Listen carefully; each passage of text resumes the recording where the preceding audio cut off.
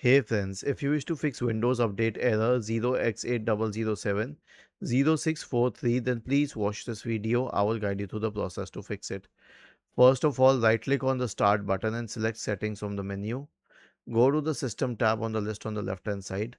Select Troubleshoot in the right pane. Select Other Troubleshooters. Click on Run corresponding to the Windows Update Troubleshooter. Then the next one is to reset Windows Update components. So copy this script. I've shared it with you in the description section of the video. Search for command prompt in the Windows search bar and paste the script here and hit enter. So I'll tell you what the script would do. It will stop the services associated with Windows updates.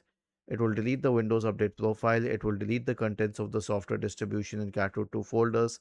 It will re-register the DLLs. It will reset WinSock, and finally it will restart the services. Was this helpful? If yes, then please subscribe to the channel.